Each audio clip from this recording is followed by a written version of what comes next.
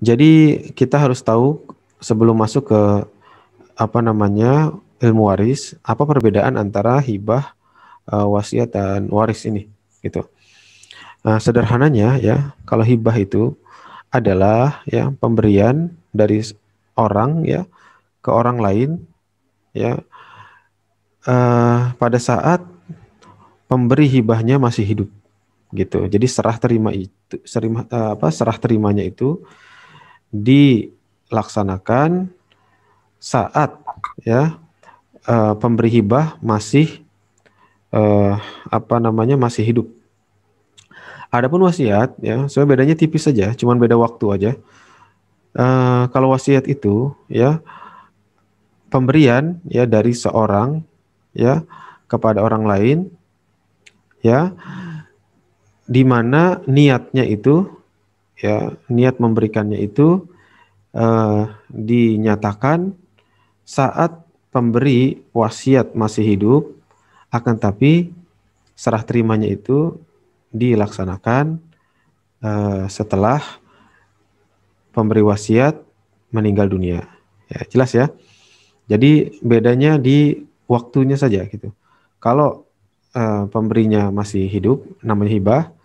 Kalau pemberinya eh, sudah meninggal, maka disebut wasiat. Contoh misalnya ada seorang orang tua gitu ya, memberikan hibah ya kepada, bukan orang tua ya, saya sebut seorang aja ya. Ada seorang, kita sebut misalnya si Budi ya.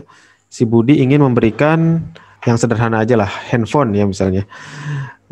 Pak Budi ini kemudian memberikan handphonenya kepada misalnya Pak siapa, Pak Joko ya misalnya. Jadi Pak Budi ke Pak Joko gitu. Nah, ketika diberikan uh, handphone itu, maka itu menjadi hibah gitu. Akan tapi kalau misalkan dibilang begini, uh, Pak Budi bilang, nanti ya kalau saya sudah meninggal, tolong handphone ini dikasihkan ke Pak Joko, maka itu namanya adalah wasiat. Ya. Mudah-mudahan jelas ya, bedanya sebenarnya sederhana saja. Nah, adapun waris ya, dia tidak perlu niat begitu. Ya, ada atau tidak ada niat untuk memberikan, ketika seorang sudah meninggal, maka ya hartanya menjadi milik ahli waris ya. Nah, ada beda antara wasiat dengan waris ini ya, di mana ya kita tidak boleh berwasiat ya, orang tua misalnya tidak boleh memberikan wasiat kepada ahli waris. Misalnya ya, orang tua memiliki harta 1 miliar gitu. Kemudian dia mengatakan, saya wasiatkan setengah dari harta saya misalnya ya, untuk anak saya yang pertama misalnya.